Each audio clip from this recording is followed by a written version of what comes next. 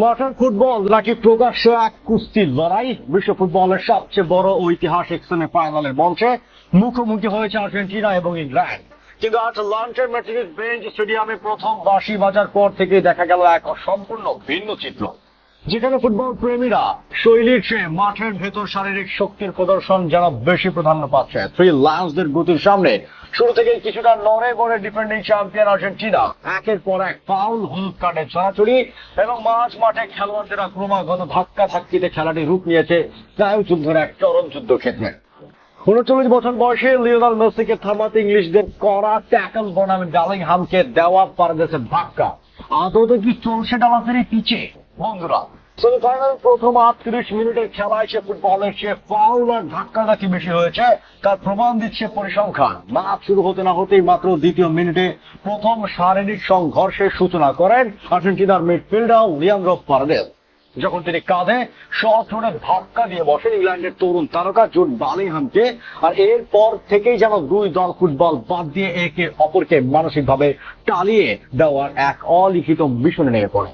প্রথম 38 মিনিটে দুই দল মিলিয়ে করে বসেছে রেকর্ড 16টি ফাউল।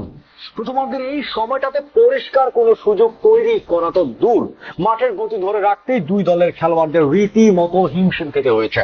চলুন এই প্রথমার্ধের আসল টেকনিক্যাল রোমাঞ্চ আর হলুদ কার্ডের নেপথ্যের কারণগুলো খতিয়ে দেখা যাক। ম্যাচের 19তম মিনিটে প্রথম এক ধরনের হাফ চান্স তৈরি করেছিল ইংল্যান্ড। বাম পাশ থেকে মর্গান রজার চমৎকার একটি ক্রস বাড়িয়ে দিয়েছিলেন আর্জেন্টিনার বক্সের মাঝে, কিন্তু বক্সে কোনো ইংলিশ ফরওয়ার্ড না থাকায় আর্জেন্টিনার বক্স পাচি এমি মার্টিনেজ বলটি সহজে ক্লিয়ার করতে পারলেও প্রথম দফায় সেটি কবজায় করতে পারেননি। দ্বিতীয়বারের চেষ্টায় বলটি নিয়ন্ত্রণে নেন তিনি, যা ইঙ্গিত দিচ্ছিল আর্জেন্টিনার ডিফেন্স লাইনের স্নায়ু চাপে। ম্যাচের 35তম মিনিটে এসে রেফারি প্রথম পকেট থেকে হলুদ কার্ড বের করতে বাধ্য হন। মাঝমাঠে জুড বেলিংহামকে কাটিয়ে মেসি যখনই দ্রুত গতিতে পাস মারাতে যাচ্ছিলেন, ঠিক তখনই যেন তাকে অবৈধভাবে টেনে ধরে ফাউল করেন এলিটন অ্যান্ডারসন।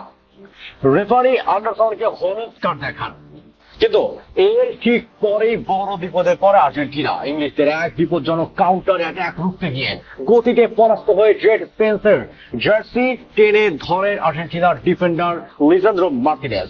রেফারি তাকেও হলুদ কার্ড দেখান। হাইড্রেশন থেকে ঠিক আগের শেষ আক্রমণে লিওনেল মেসিকে চমৎকার এক কর্নার কিক গোল করার সুযোগ পেয়েছিলেন আর্জেন্টিনা, কিন্তু Giuliano Simeone English keeper Jordan পিকফোর্ডকে ফাউল করায় শেষ সুযোগও নষ্ট হয়, যার ফলে 0/0 গোলের এক রুদ্ধশ্বাস ও অমীমাংসিত সমতা নিয়ে প্রথমার্ধের বিরতিতে যেতে হচ্ছে দুই পরাশক্তিকে।